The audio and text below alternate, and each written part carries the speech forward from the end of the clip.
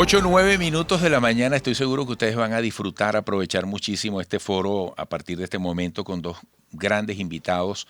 Bueno, Marisabel Párraga, que además ha estado en este programa como anfitriona en varias oportunidades, ya este lugar te es familiar, Marisabel, y Nelson Eduardo Bocaranda, el hijo de Nelson de Bolivia. Bueno, un gran amigo y también un gran comunicador. Felicitaciones en nuestro día, Igual bienvenidos. para ti Igual, y igual. gracias por tenerme el día de hoy. Seguro. Miren, oye, una buena pregunta para estos tiempos.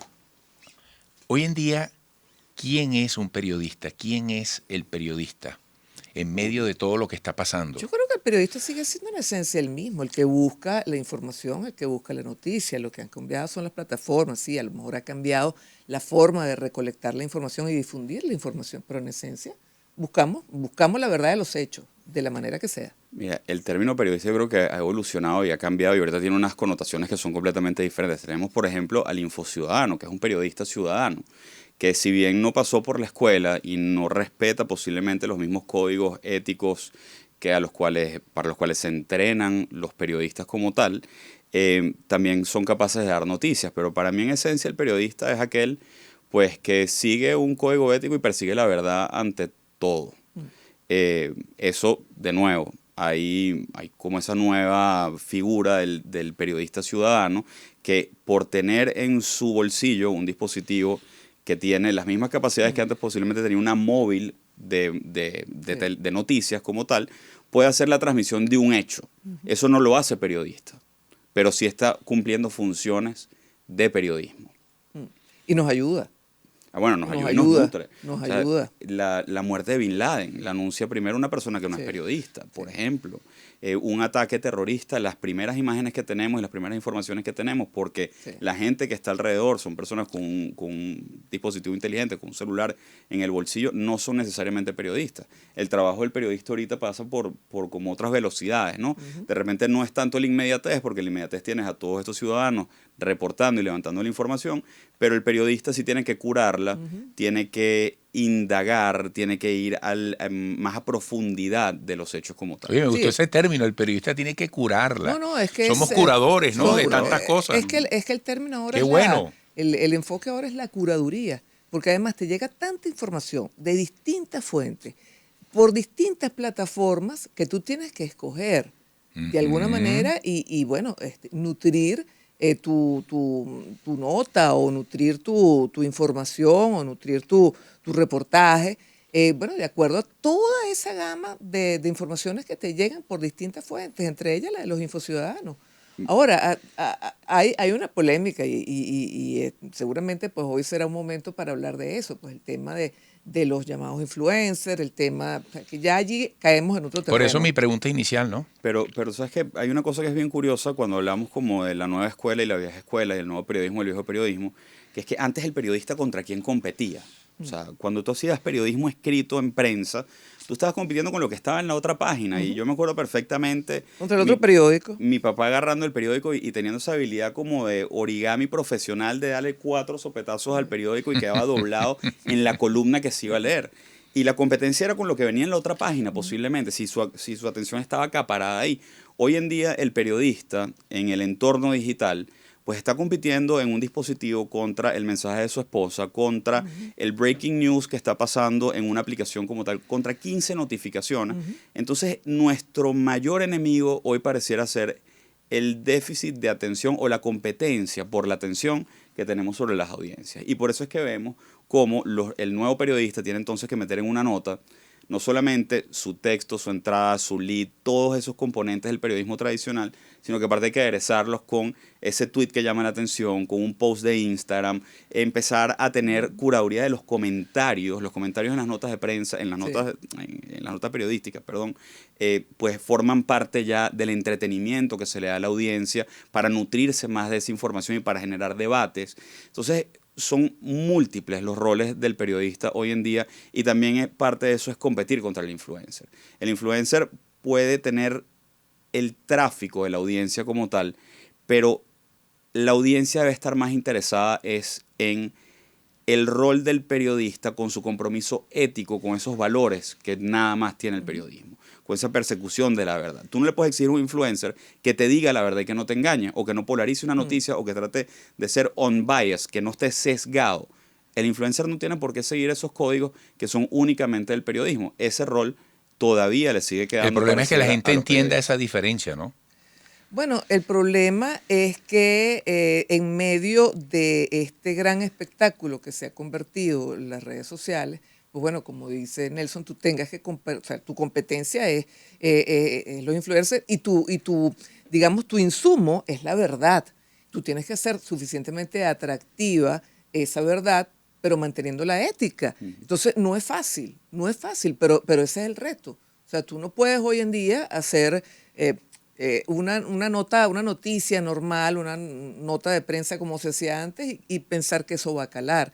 Tienes que meterles muchos más elementos que capten la atención y eso es bien difícil. Mira, ahorita cuando a mí me plantearon este tema del nuevo periodismo, me llamó la atención porque nuevo periodismo fue en los 50, pues esta corriente donde, bueno, entró la crónica, la subjetividad, se escribió a sangre fría, bueno, tantas cosas, Capote escribió a sangre fría.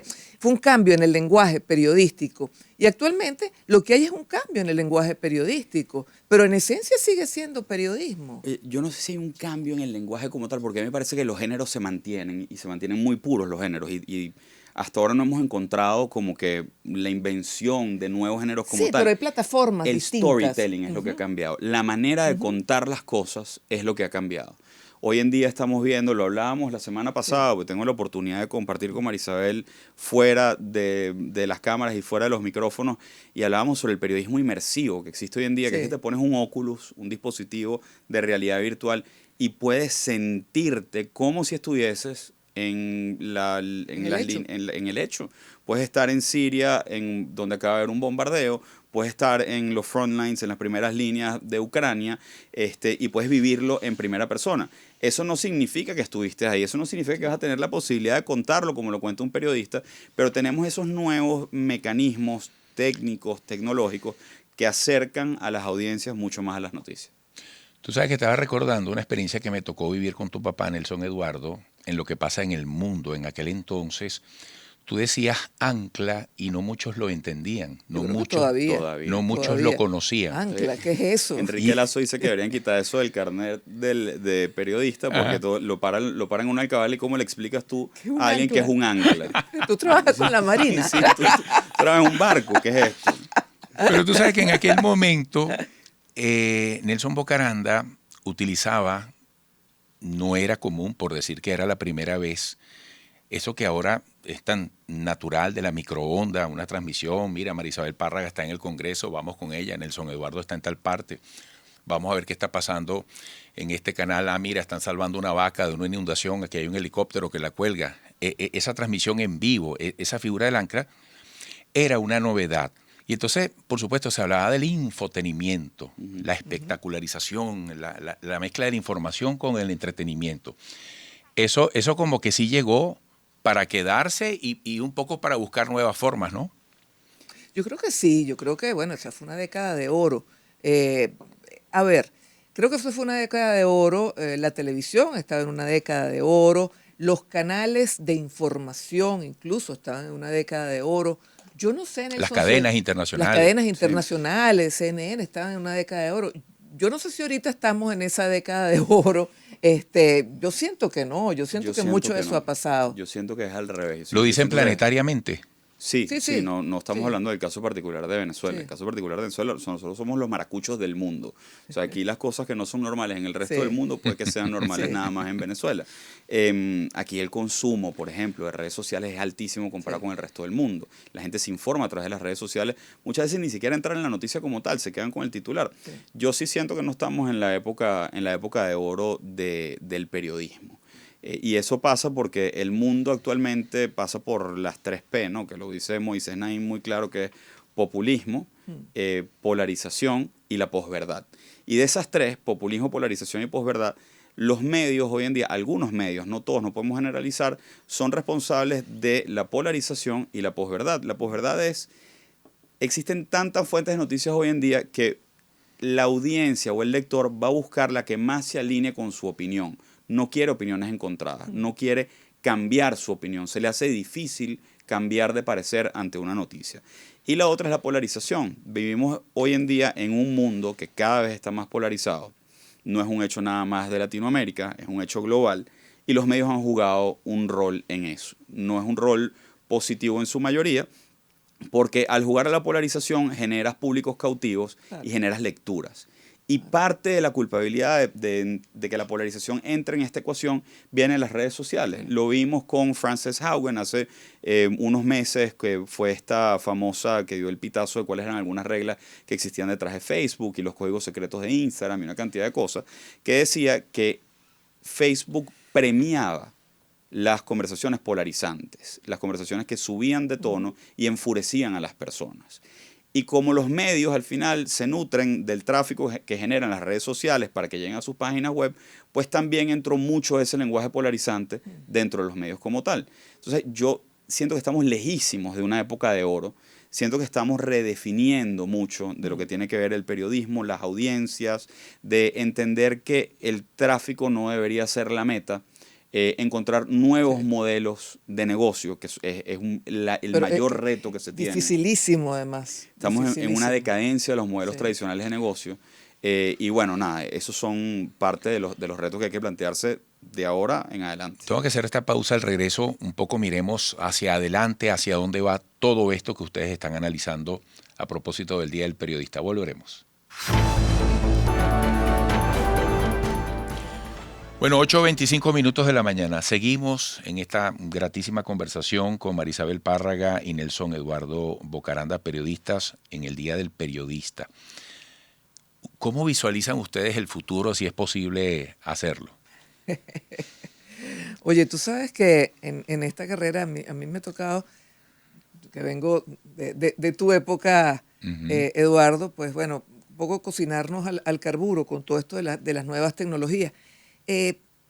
Yo no sé bien hacia dónde vamos. Yo lo que digo es que hacia donde vayamos, el periodismo tiene que, por una parte, asimilar las nuevas tecnologías, hacerlas propias y utilizarlas de una manera que sea lo suficientemente atractiva para que el medio en el cual tú estés, pues bueno, compita con ese río de informaciones y de informantes que a lo mejor no tienen ni la ética, ni la estructura, ni la metodología para llevar las informaciones. Pero tiene que seguir siendo pues noticias que generen la atención, que capten la atención. O sea, tienes que luchar contra eso y tienes que asirte de todo lo nuevo. Nelson Eduardo hablaba del periodismo inmersivo. Bueno, si hay que asirse del periodismo inmersivo, si hay que asirse del metaverso, hay que estudiar lo que está pasando con nuevas corrientes y utilizarlas para llevar tu información en la plataforma que vaya surgiendo y de la manera que vaya surgiendo. Pero bueno, con la ética y con la mirada, con lo que tú aprendiste. Pues el ABC de llevar la noticia. Sí, ese es el reto. Pero es que si no, no la vas a hacer atractiva. El reto es cómo utilizar, cómo manejarte dentro del código de ética periodístico, cómo utilizar los géneros de toda la vida y cómo encontrar nuevas narrativas que seduzcan a esas nuevas audiencias o audiencias jóvenes.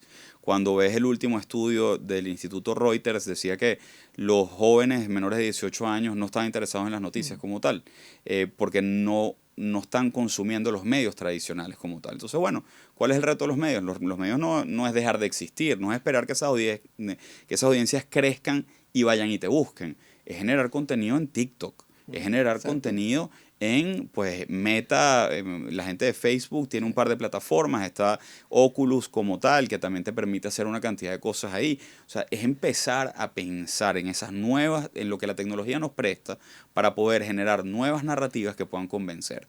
El podcast como tal, o sea, que esta es una herramienta que tenía más de 10 años en uso, tuvo popularidad en su principio, cayó, tuvo un declive impresionante y ahora vuelve a resurgir como una nueva forma de narrativa noticiosa para audiencias no tradicionales. Esa es una manera de llegarle a esos públicos. Tenemos que estar pendientes y tomándole el pulso a qué es lo que están haciendo esos jóvenes, qué es lo que están haciendo esas audiencias que no están yendo a los medios tradicionales a consumirlas y tratar de insertarnos en sus conversaciones con sus códigos. No es cambiar, no es... Si y no eso es vayas una a pretender cosa que ellos te dificilísima. vayan a leer una página de noticias, no lo van a hacer. Todos tenemos o tuvimos ese tío que trata Sí. de ser pavo, ¿sabes? Sí. Que trata de utilizar las palabras, que epa, qué cool. No, o sea, no se te da natural. Ese lenguaje que es nativo de esas generaciones, tienes que buscar quien lo traduzca El y pavo que se viejo. haga Lo natural. que hizo el Washington Post hace ya creo que 2 años, le entregó un teléfono de estos inteligentísimos a un tipo, un muchacho, y bueno, está generando noticias en TikTok. Ujú. Washington Post. Con Estamos hablando de Washington Post. un código completamente diferente, un una lenguaje manera distinto. distintísimo. Con el uso del humor, Ujú. mucho uso del humor. El humor como vehículo de lo noticioso Sí.